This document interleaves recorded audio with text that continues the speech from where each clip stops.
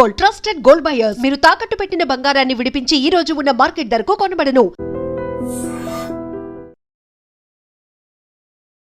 నీ పైన నాకు ఒక చిన్న విమర్శ ఉంది, అడగొచ్చా? సినిమాకి సంబంధం లేదు, నీ పర్సనల్ లైఫ్కి సంబంధించి. ఇల్లు అమ్మేసిన తర్వాత ఇల్లు ఖాళీ చేస్తున్నారు. ఇల్లు అమ్మేసిన తర్వాత కూడా 3 కోట్ల రూపాయలు అప్పు మిగిలి ఉంది. నేను వైజాగ్లో లెజెండ్ షూటింగ్లో ఉన్నాను అని చెప్పారు.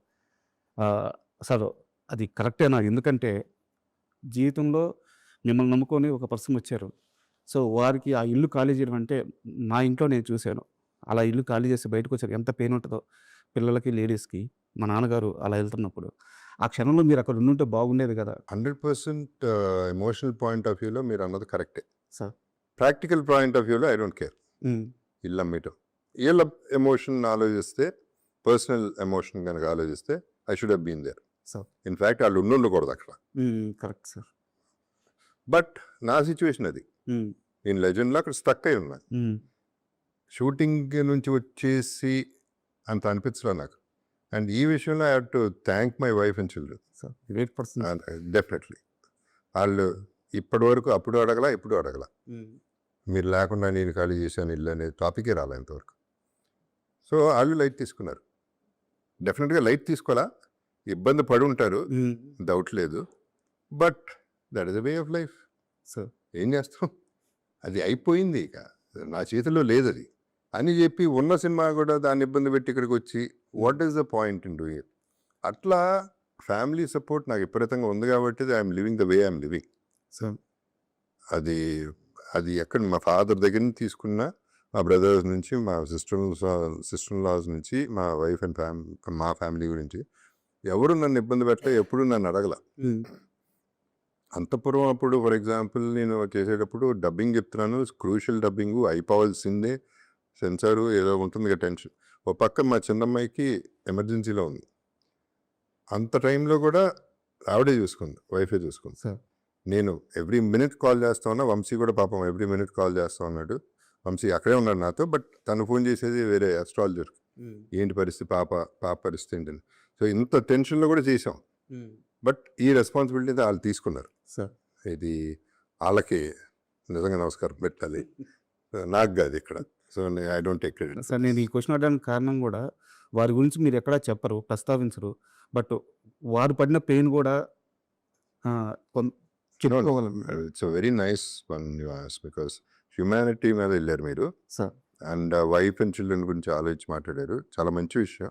నేను మాట్లాడిన కాదు, ఆ ప్రస్తావన ఎప్పుడు రావట్లేదు, నెంబర్ 1. నెంబర్ 2, వాళ్ళు అసలు సినిమా ఇండస్ట్రీ కనెక్టెడ్ కాదు. సో వాళ్ళకి ఇంట్రెస్ట్ కూడా ఉండదు. నేను చెప్పినా చెప్పకపోయినా ఇంట్రెస్ట్ ఉండదు, చెప్పడం కూడా ఇష్టం లేదు వాళ్ళకి. మా గురించి ఎందుకు చెప్తారు, మమ్మల్ని వదిలేయండి అని. మాల్కి వెళ్ళినా వాళ్ళు నా పక్కన నడవరు, ఎక్కడికి వెళ్ళినా పక్కన నడవరు, వెనకాల నడుస్తారు, లేకపోతే ముందు నడిచేస్తారు. సో వాళ్ళ గొడవ వేరు, వాళ్ళ లైఫ్ అది. సార్ అండ్ మళ్ళీ అప్పలసూలి క్యారెక్టరేషన్కి వస్తే, సో సినిమా చూసేటప్పుడు క్లియర్గా అర్థమవుతుంది మీ క్యారెక్టర్కి సంబంధించిన సీన్స్ ఇంకా కొన్ని ఉన్నాయి, మిస్ అవుతున్నాయి అని చెప్పేసి. ఆర్డర్లో ఎంత ఫుటేజ్ మీ సీన్స్ తీసేసి ఉంటారు అంటే, మీనే కదా, ఇంకా సినిమాలో చాలా సీన్స్ మిస్ అయినట్టున్నాయి. మీరు విజయవాడ ఈవెంట్లో చెప్పిన డైలాగ్ కూడా బ్యూటిఫుల్ డైలాగ్, అది సూపర్ ఎమోషన్ ఉంది. సో ఆ డైలాగ్ కూడా లేదు సినిమాలో, మళ్ళీ యాడ్ చేసే ఛాన్స్ ఉంటుంది. సినిమాలో యాడ్ చేసే ఛాన్స్ అయితే నాకు కనపట్ల, చేస్తే బాగుంటుంది నాకు ఉంది. ఎందుకంటే మోర్ దెన్ మీరు చెప్పినట్టు ఆ ఎమోషన్, ఆ డైలాగు, ఫర్ ఎగ్జాంపుల్ ఆ ఒక్క డైలాగు చాలా క్యారీ చేస్తుంది మెసేజ్. అంటే సెకండ్ హాఫ్ అంతా హీరో పడే కష్టం ఆ డైలాగుల్లోనే ఉంటుంది కదా, ఆ ఎమోషనే కదా క్యారీ చేసేది. అది ఉండుంటేనే బాగుండేదని నా ఫీలింగ్. అవి కాకుండా తనకి నాకు మధ్యలో ఉన్న బాండింగ్ సీన్స్, మంచి సీన్స్ ఉన్నాయి, అవి కూడా పడలా. సో ఇదొక్కటే నేను పర్సనల్గాను ఫీల్ అవుతున్నాను, అప్పలసూరిగా కూడా ఫీల్ అవుతున్నాను, 2 రకాలుగా ఫీల్ అవుతున్నాను. ఎందుకంటే అది కథ.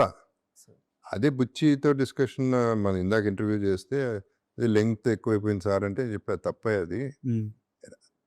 అది బాగుంటే ఎందుకు లింక్ అవుతుంది, బాగోపోతే లింక్ అవుతుంది. నువ్వు బోరు కొట్టిస్తుంటే లింక్ అవుతావు, అట్లా అనుకుంటే వేరే తీయచ్చు. నువ్వు 4 గంటల సినిమాలు చూస్తున్నారు, 5 గంటల సినిమాలు చూస్తున్నారు, నువ్వు బాగా తీస్తే అది అట్లాంటిది ఏమి ఉండదు అనేది నా ఫీలింగ్ కూడా. కాకపోతే తను అందే అది ఎట్టగా యూట్యూబ్లో ఇప్పుడు రిలీజ్ చేస్తామండి ఆ సీన్ తన్నాను, సరే అదన్నా చేయండి, లేకపోతే నాకు ఇవ్వండి, నేనన్నా ఇన్స్టాలో వేసుకుంటా. బికాజ్ అంత ప్రేమించా క్యారెక్టర్ని, సినిమాని. సినిమాలో ఉన్న వాళ్ళందరినీ. సో అది ఒక నా లైఫ్లో కూడా 2.5 years అదొక ఘట్టం కదా. సాలిడ్ ఫీలింగ్ పెద్ది అనే సినిమా. అంటే ఎందుకు ఆ క్యారెక్టర్‌తో నేను కూడా ఎందుకు అంత లవ్‌లో పడ్డామంటే సార్, ఒక గాయం లాంటి సినిమా తీసిన హీరో ఆ బట్టలు ఆ డ్రాయర్ మీద ఆ బురదలో పడి అది క్లోజ్ షాట్ అర్థమవుతుంది. అది డూప్ కాదు, ఏం కాదు. చాలా క్లియర్‌గా అర్థమవుతుంది. అలాంటి సీన్‌కి కూడా ఒప్పుకున్నాడంటే ఆ వ్యక్తి ఆ క్యారెక్టర్‌ని ఎంత బలంగా నమ్ముండాలి. ఆ పెయిన్‌ని ఎంత సీరియస్‌గా తీసుకొని ఉండాలి. Correct. అర్థమవుతుంది. నో సీ దానికి డిస్కషన్ జరిగింది రాజా. ఆనెస్ట్లీ అవసరమా వచ్చి మరి బట్టలు వడదీసి అని అడిగా. తను పాపం ఈనేసి సార్ వద్దంటే చెప్పండి పర్లేదని. సో నేను ఆలోచించా. అంటే 2 reasons. వన్ థింగ్ ఇస్ నా బ్యాక్ వీక్. అది కనుక ఇరిగిందంటే ఇంకా అక్కడే ఉంటా, ఆ మెట్లోనే పడుకుంటా. సో అదొక రీజను. రెండోది ఎక్కువ అవుతుందా అనేది అనుకున్నా, కానీ అది పండింది. ఇప్పుడు మీరు ఎత్తుతున్నారంటే ఆ టాపిక్, ఆ షాట్ వెరీ క్రూషియల్ అయిపోయింది. నాకు ఆయువు పట్టు అయిపోయింది ఆ షాట్. సో డెఫినెట్గా వర్కౌట్ అయిన షాట్. అండ్ ప్రతి ఒక్కరు కూడా రామ్ చరణ్ గారి కష్టం గురించి సినిమా రివ్యూ గురించి మాట్లాడుతున్నారు. అవును. బట్ నా క్వశ్చన్ ఏంటంటే, హీరో నాక కష్టం ఇంక తప్పదు, ఎలా చేయాలి. బట్ ఇలాంటి ఒక స్టార్డమ్ ఉన్న హీరో ఈ కథ చెప్పినప్పుడు దీనికి ఒప్పుకోవడం కదా గొప్పతనం.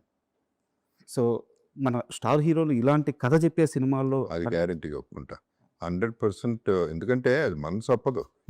Because it's serious thing and fans కూడా ఎట్లా రియాక్ట్ అవుతారో తెలియదు. అందుకనే ప్రీమియర్కి కొంచెం అటు ఇటు అయింది talk. One of the reasons అది. ఎందుకంటే వాళ్ళ హీరోని అటు చూడటం వాళ్ళకి ఇష్టం లేదు, కానీ అది ప్రాణం పెట్టిన సినిమా కాబట్టి చేయగలిగాడు, ఒప్పుకోగలిగాడు. అండ్ సి ఈ జనరేషన్స్తో బ్యూటీ ఏంటంటే రామ్ చరణ్ పట్టించుకోడటండి. ప్యాషన్, పిచ్చి ప్యాషన్తో చేస్తాడు. ఏదైతే అదైనా చేసేద్దాం. మనం పూర్తిగా నమ్మినప్పుడు 100% ఏమన్నా ధైర్యంగా వెళ్ళిపోతాం. నమ్మాడు, ధైర్యంగా వెళ్ళాడు. అని మీరు అన్నారు ఇందాక కష్టం అందరూ పడతారు, కరెక్టే. కానీ ఈ సినిమాలో రామ్ చరణ్ పడిన కష్టం చాలా ఎక్కువ కనిపిస్తుంది సార్. అది చాలా అది బయటకు వచ్చేసింది ఎట్టగా. అది ఇష్టం లేని వాళ్ళు కూడా బాగా చెప్పాల్సిందే, వేరే చాయిస్ లేదు అక్కడ. ఎందుకంటే ఇట్స్ బాడీ అండ్ మైండ్ రెండింటితోనూ ప్లే చేయాలి. It's not easy. సో ఇక్కడ రామ్ చరణ్ అన్నారు కాబట్టి I would like to thank Chiranjeevi garu. Because ఆయన ట్వీట్లో అన్ని పేర్లు పెట్టారు, okay, but my brother Jagapathi Babu అని పెట్టారు. Sir I'm very happy with that. And అంటే ఎలాగో ప్రస్తావన వచ్చింది కాబట్టి, మీరు ఒక తరంలో మీ స్టార్డమ్ అంతా చూసారు సార్ టీఎఫ్ఐలో ఉన్నప్పుడు. సో నెక్స్ట్ తరంలో ఇప్పుడు వచ్చినప్పుడు రామ్ చరణ్ గారు కానీ, ఎన్టీఆర్ గారు కానీ, మహేష్ బాబు గారు కానీ, బన్నీ కానీ, ప్రభాస్ కానీ, ఇలాంటి వాళ్ళందరి వరకు దగ్గర నుంచి చూస్తున్నారు, వాళ్ళతో కలిసి పనిచేశారు.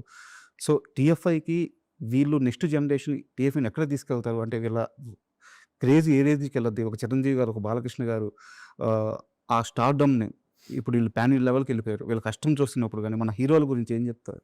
వీళ్ళు ఎక్కడికైనా తీసుకెళ్ళగలరు సార్.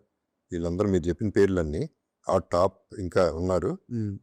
వీళ్ళందరూ కూడా డెఫినెట్గా they make us feel proud. Sir doubt లేదు. నెంబర్ 1 అంటే ఏదైనా చేసేయగలరు అనేది ప్రూవ్ చేశారు. ఎవరికాళ్ళే వాళ్ళ ఛాన్స్ దొరికినప్పుడల్లా ప్రూవ్ చేశారు, చేస్తూనే ఉంటారు. అది కాకుండా మీరు గుర్తించాల్సింది, ఇప్పుడు ఈ సినిమాలో అప్పల సూర్య అనే క్యారెక్టర్ ఎంత పండుతుందని తెలిసినా ఓకే చేసి ఒప్పుకునే హీరోలు కూడా తక్కువ. అలాగే తారక్ని తీసుకుంటే అరవింద్ సమేత అప్పుడు స్టేజ్ మీద చెప్పాడు, బసిరెడ్డి ఫస్ట్ గుర్తుంటాడు, తర్వాత నేను గుర్తుంటానని. అది huge statement from a huge star. అది ఎవడో చెప్పడు, అంత ధైర్యంగా స్టేజ్ మీద ఎవడో మాట్లాడ్డా. ఎందుకంటే అది యాక్సెప్ట్ చేయటం అనేది చాలా కష్టం ఒక హీరో. నేను కదా హీరో, నేను కదా సూపర్ అనేది ఉన్నప్పుడు. సో అట్లాంటి మనసు మహేష్ బాబు ఉన్నాడు. మేబీ స్టేట్మెంట్ ఎప్పుడు ఇవ్వలేదు, కానీ శ్రీమంతుడు అన్నారు తినేశారు కదండి అన్నాడు. ఒక్క డైలాగ్ చాలు, వాళ్ళ దగ్గర నుంచి ఒక్క కాంప్లిమెంట్ చాలు. బికాజ్ అలా ఆ కాంప్లిమెంట్ రావడానికి చాలా కష్టం. బట్ ఈ హీరోలు ఎవ్వరికి ఆ ఫీలింగ్ లేదు. ఏముంది, నాది నాకుంది, సినిమా బాగుండాలి అంతే. సో ఇన్సెక్యూరిటీ లేదు.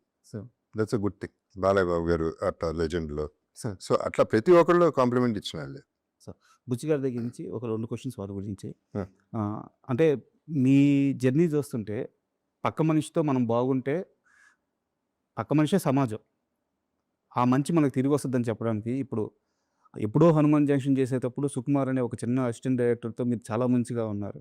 సో ఈరోజు ఆయన తిరిగి వచ్చి మీకు అద్భుతమైన రోల్స్ ఇస్తున్నారు. ఆ రోజు మంచిగా ఉన్నారని ఇవ్వట్లేదు. బట్ ఆ మంచి తిరిగి వస్తుంది. ఈవెన్ బుచ్చి గారు కూడా. సో మీరు బుచ్చి గారిని ఫస్ట్ టైం చూసిన ఆ మూమెంట్ ఏంటి? ఇంత అమాయకంగా ఉన్నాడో బట్ ఏదో ఒక ఎక్స్‌ప్రెషన్ మీకు వచ్చి ఉంటది కదా! ఆ ఎక్స్‌ప్రెషన్ ఏంటి? సెట్‌లో పీక్స్ బుచ్చిని చూసినప్పుడు మీకు కలిగిన ఫీలింగ్ ఏంటి? ఈ 2 ఒకసారి చెప్తారా? ఫస్ట్ చూసినప్పుడు క్యూట్‌గా ఉన్నాడు అనుకున్నా. ఆ! అంటే తన సైజు అంటే ఫస్ట్ దూరిపోతాడు మనిషి. హగ్‌కి మామూలుగా హగ్ చేయడం వేరు. అట్లా దూరిపోవడం వేరు. వచ్చేస్తారు. అదే చెప్తున్నా, వదిలితే సంకెక్కేస్తాడు ఆ టైప్‌లో. అంటే లవబుల్ పర్సన్ సార్. అనే ఫీలింగ్ అయితే వచ్చింది.